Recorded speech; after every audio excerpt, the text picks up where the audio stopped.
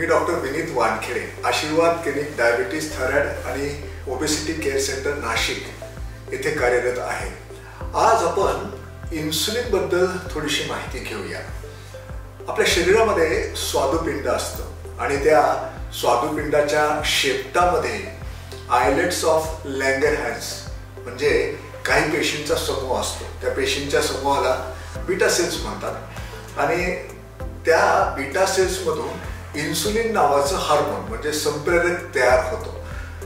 Actually पाहिलं तर काही मिनिटातच जसं आपले आहारानंतर साखर शरीरात वाढते रक्तातली, लगेच 2 मिनिटाच्या आत सिग्नलिंग जातं बीटा सेल्सला आणि इन्सुलिन ताबडतोब आपल्या आतड्यांमधून जी साखर रक्तामध्ये आलेली आहे त्याला कमी करण्यासाठी सज्ज होतं आणि काही वेळात ती साखर नॉर्मल आणल्या जाते।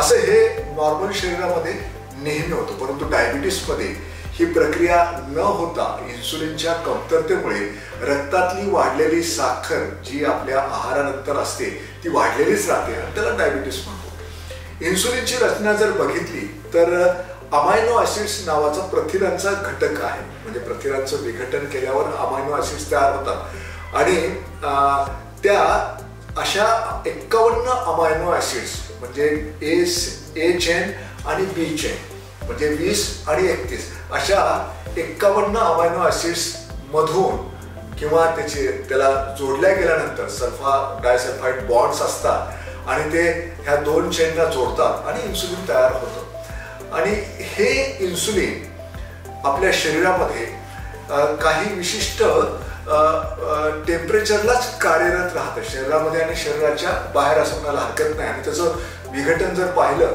तर आपण ऍसिड म्हणा किंवा जास्त उष्णता असली तर त्याचं विघटन व्हायला सुरुवात होते, ते निष्प्रभ व्हायला सुरुवात होते।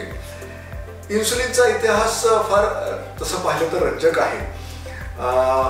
1921 साली बँटिंग आणि बेस्ट यांनी हे इन्सुलिन शोधून काढलं आणि पहिले प्राण्यांच्या स्वादुपिंडापासून हे इन्सुलिन तयार करण्यात आलं आणि त्यांना असं आढळून आलं की ह्या इन्सुलिनमध्ये जे एक्स्ट्रॅक्ट ज्याला म्हणता येईल प्राण्यांच्या स्वादुपिंडापासून तयार केलेल्या पावडरमध्ये त्यांना असं आढळून आलं की साखर कमी करण्याची क्षमता आहे आणि मग त्यांनी काही प्राण्यांवर प्रयोग सुरू केले। उदाहरणार्थ उंदीर झाले, नंतर काही दुसरे प्राणी झाले, त्यांच्यावर प्रयोग सुरुवात केला आणि त्यांना असं आढळून आलं हे जर टोचल्या गेलं हे जे एक्स्ट्रॅक्ट आहे ते क्रूड एक्स्ट्रॅक्ट होतं आणि ते टोचल्यानंतर त्या प्राण्यांच्या रक्तातली साखर कमी झाली आणि त्यांनी एका एकदम तरुण मुलावर त्याचा प्रयोग केला आणि तो मुलगा जगला आणि तेव्हापासून पूर्ण जग अचंबित झालं आणि त्यांना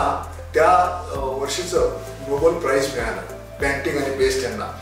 नंतर आता हे अतिशय क्रूड इन्सुलिन होतं, प्राण्यांपासून तयार केलं होतं आणि त्याच्या रिॲक्शन्स यायच्या, अलर्जिक रिॲक्शन्स यायच्या आणि तेवढं सक्षम नव्हतं म्हणजे पोटेंट नव्हतं।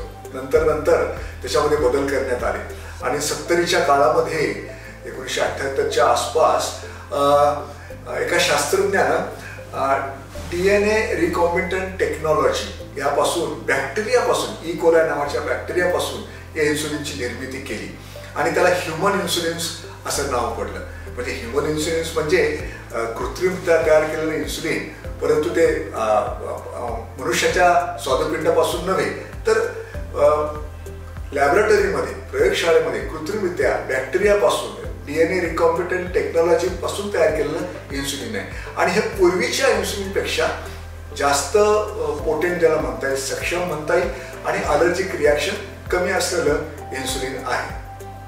धन्यवाद।